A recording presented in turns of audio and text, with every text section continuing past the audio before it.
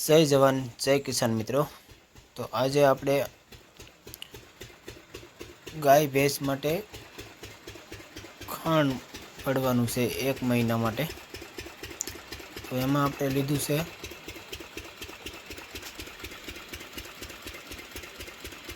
100 kilo બાજરો, 100 kilo ઘઉં અને 100 કિલો ડોડા।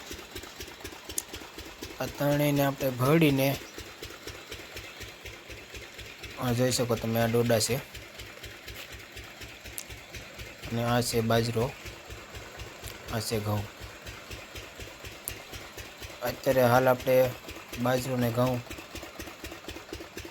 ભળી રહ્યા છીએ। ત્યારબાદ આપણે ભળશું ડોડા। ડોડા હાવ છેલ્લે રાખશું, કારણ કે ડોડા આટલો બધો ગાળો ન હાલે, ડોડાનો ધીમો રાખવું પડે, ડોડા બહુ ખરાબ થઈ શકે।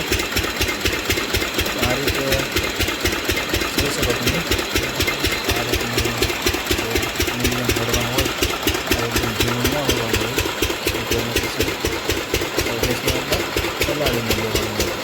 થોડુંક આખું પાકું હોય તો મારે સરસ રીતે આ રીતે હું તમને બતાવું મિક્સ કરીએ છીએ। ખાંડને 1 મહિનાનું એક સાથે ઇન્જેક્ટ કરી ત્યારબાદ આપણે ડ્રમમાં પેક કરીને રાખી દઈશું। પછી 1 મહિના સુધી લેતું રહેવાનું। અહીંયા આપણે તાલપત્રી પાથરી અહીંયા મિક્સ કરતા જઈશું, ઘઉં ને મકાઈ ને બાકીનું જે છે આપણે ટોપરાનો ખોળ, કપાસિયા અને ઘરની સિંગની જે તેલ કઢાવ્યું એનો જે ખોળ નીકળે એને પોપડી કહીએ છીએ અમે।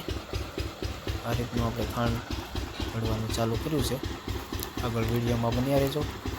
જો અમારી મહેનત તમને યોગ્ય લાગે લાઈક શેર અને સબસ્ક્રાઈબ કરજો। અને જો તમને કોઈ ખેતીના પશુપાલનના વિડીયોની કોમેન્ટમાં કહેજો। આ રીતના વિડીયો તમને ગમે છે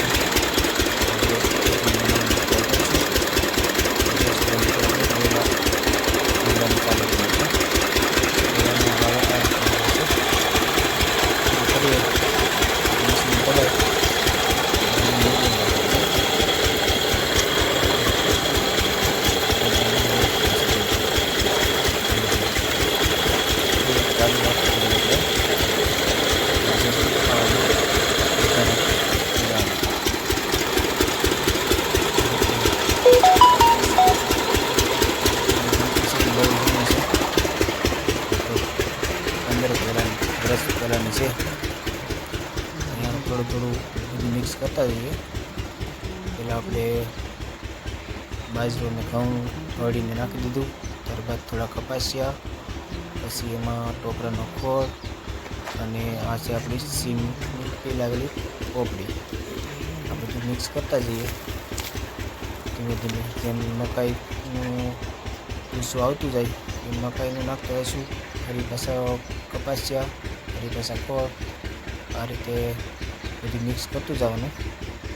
આ તમને બતાવું, આ છે આપણે ટોપરાનો ખોળ, જોઈ શકો તમે, આ ટોપરાનો ખોળ છે અને બાજુમાં જે થેલી પડી એ છે કપાસિયા।